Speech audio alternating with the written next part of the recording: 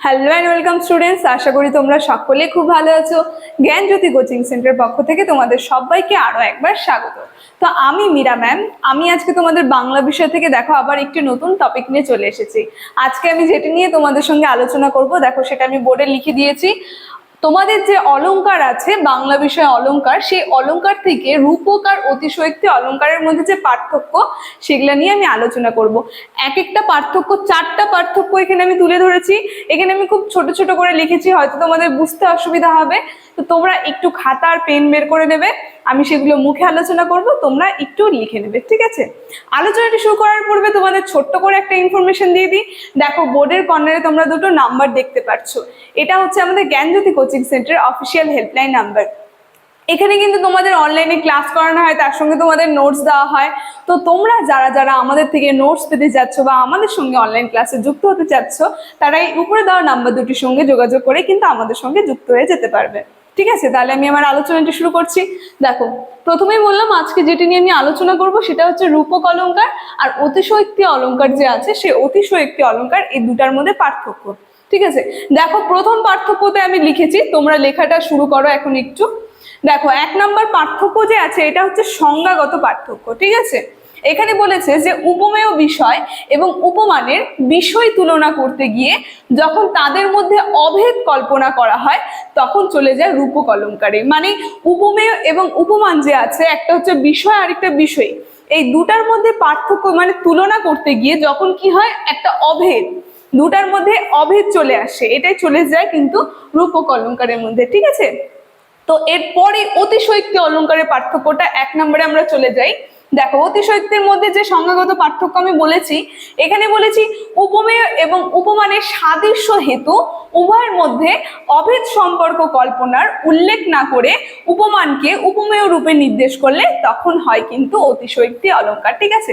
এই যে এই দুটা চলে গেল সংজ্ঞাগত পার্থক্য, ঠিক আছে? প্রথমে যে 1 নম্বরটা বললাম, দুটাই ছিল সংজ্ঞাগত পার্থক্য। এবার চলো 2 নম্বর পার্থক্যতে আমরা চলে যাই। আমি লিখেছি 2 নম্বরে যে এই অলংকারে উপমেয় এবং উপমানের সম্পূর্ণ রূপে উপস্থিত থাকে। মানে অলংকারে যে উপমেয় এবং উপমান থাকে, এই দুটি কি হয়, সম্পূর্ণ রূপে উপস্থিত থাকে, ঠিক আছে? কিন্তু আমরা যদি অতিশয়োক্তি অলংকারের মধ্যে চলে যাই, এখানে আমরা দেখব এই অতিশয়োক্তি অলংকারের মধ্যে উপমেয় এবং উপমানের কিন্তু সম্পূর্ণ রূপ উপস্থিত আমরা লক্ষ্য করতে পারবো না, ঠিক আছে? থাকে না। তো এই চলে গেল 2 নম্বর পার্থক্যটা। এবার 3 নম্বর পার্থক্যটা আমরা দেখে নিই। দেখো, 3 নম্বরে আমি বলেছি রূপক অলংকারে উপমেয় এবং উপমানের অভেদ প্রাধান্য পায়, ঠিক আছে? যে অভেদ যে রূপটা আছে, সেই অভেদ রূপ, ঠিক আছে, এটা হচ্ছে অভেদ রূপ হবে। সেই উপমেয় এবং উপমানের এই রূপক অলংকারে অভেদ রূপটা প্রাধান্য পায়, ঠিক আছে? এবার আমরা যদি অতিশয়োক্তির 3 নম্বর পার্থক্যতে চলে যাই, দেখো এখানে আমি লিখেছি এই অলংকারে কি হয়, উপমেয় এবং উপমানের অভেদ রূপটাই হচ্ছে সর্বস্ব। এখানে এই অতিশয়োক্তি অলংকারে যে উপমেয় এবং উপমানের অভেদ রূপটা থাকে, সেটাই কিন্তু সর্বস্ব এই অলংকারের মধ্যে, ঠিক আছে? এখন লাস্ট 4 নম্বর যে পার্থক্য রয়েছে, এই 4 নম্বর পার্থক্যর মধ্যে আমরা উদাহরণগত পার্থক্য দেখব। দেখো, আমি বলেছি যে সাগরে যে অগ্নি থাকে কল্পনা সে নয়, তোমায় দেখে অবিশ্বাসের হয়েছে প্রত্যয়।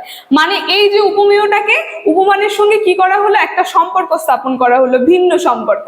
তো এটা চলে গেল রূপক অলংকারের উদাহরণের মধ্যে, ঠিক আছে? এবার আমরা অতিশয়োক্তি অলংকারের উদাহরণগত পার্থক্যটা যদি দেখি, দেখো আমি লিখেছি উদাহরণগত পার্থক্যতে, দেখি বারে আঁখি পাখি ধায়।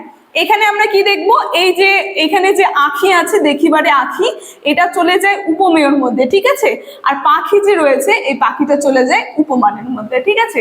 তো এটাই ছিল অতিশয়োক্তি অলংকারের উদাহরণগত পার্থক্য। তো আজকে রূপক অলংকার আর অতিশয়োক্তি অলংকারের পার্থক্যর মধ্যে আলোচনাটি আমার এতটুকুনি ছিল। আশা করি তোমরা বুঝতে পেরেছো। ভিডিওটি যদি তোমাদের ভালো লেগে থাকে অবশ্যই like, comment, share and subscribe করে দেবে। Thank you.